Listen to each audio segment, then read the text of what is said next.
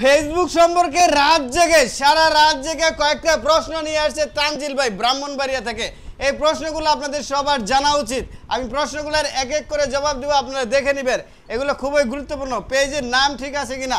হ্যাঁ, পেজের নাম আপনি যা দিতে পারেন, তবে এখানে একটা বিষয় আছে, আপনাকে ইউনিক এবং ছোট নাম দিতে হবে, যেটা সবাই মুখস্থ মানে খুব সহজে বলতে পারে। তারপরে আমি কি এই পেজে কাজ করতে পারবো কিনা, নতুন পেজ খুলে দিবেন।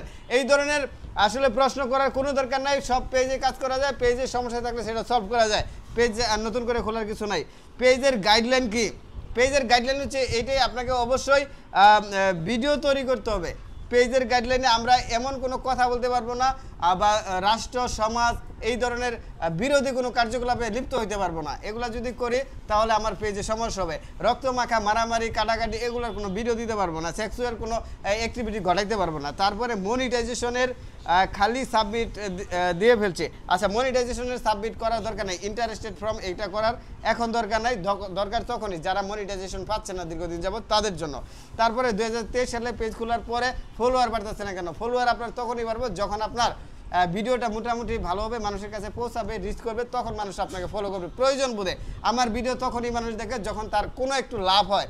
এখানে কমেন্ট করলেও লাভ হয়, ভিডিওটা দেখলেও লাভ হয়, নানানবিধ লাভ আছে। এই জন্যই কিন্তু মানুষ আমার ভিডিওগুলো দেখে, তখনই আপনাকে ফলো করবে মানুষ। তারপরে পেজ প্রোফাইলের যাবতীয় সমস্যা দেখে দেবে। হ্যাঁ, পেজ প্রোফাইলের যাবতীয় সমস্যা দুইটাই ওকে রাখতে হবে। পেজ এবং প্রোফাইল দুইটাকেই আপনাকে ওকে রাখতে হবে। যদি প্রোফাইল যদি আপনার সমস্যা থাকে, যে কোনো সময় আপনার পেজ সহ হারাই যেতে পারে। তারপরে আমার পেজের ক্যাটাগরি অনুযায়ী কাজ কিংবা ভিডিও ঠিক আছে কিনা? হ্যাঁ, পেজের ক্যাটাগরি অনুযায়ী আপনাকে ভিডিও তৈরি করতেই হবে, এটা ঠিক আছে। তবে আপনি যেই ধরনের ভিডিও তৈরি করেন এই ভিডিওর বাইরে কোনো ভিডিও তৈরি করবেন না। ক্যাটাগরি হলো আপনার নিজের কাছে। তারপরে মনিটাইজেশনের আবেদন করে দিবেন। মনিটাইজেশনের আবেদন করার কোনো দরকার নাই। মনিটাইজেশন দেওয়ার দায়িত্ব হলো ফেসবুকের, কাজ করার দায়িত্ব হলো আপনার। তারপরে পে আউটের আবেদন ঠিক আছে কিনা? পে আউটের আবেদন করার কোনো দরকার নাই। এগুলো সবই হলো ফেসবুকের কাজ। তারপরে আছে চালু রাখা যাবে কিনা। তারপরে এখানে উনি সর্বশেষ প্রশ্নটা করছেন, ফেসবুক ক্রিয়েটর স্টুডিওতে আমাকে লগইন থাকতে হবে কিনা, ওইখানে আমার কোনো কাজ আছে কিনা। এখানে বিস্তর কাজ আছে, এখানে প্রচুর কাজ আছে, এখানে কাজের শেষ নাই। তবে বুঝলে জানলে এখানে আপনার কাজ আছে, না জানলে না বুঝলে আপনার এখানে কাজ নাই। তো সর্বমোট বিষয় এইটাই দাঁড়ায় যে আমরা যে এই ফেসবুক প্ল্যাটফর্মে কাজ করব, ফেসবুকে অনেক বিষয় জানার আছে, আপনাকে জানতে হবে। যত বেশি জানবেন আপনি তত ভালো কাজ করতে পারবেন, তত মানুষের কাছে বেশি পৌঁছাইতে পারবেন, আপনার গ্রহণযোগ্যতা বাড়বে। এটাই ছিল বলার আপনার জন্য। আর আজকে থেকে আপনার জন্য শুভকামনা।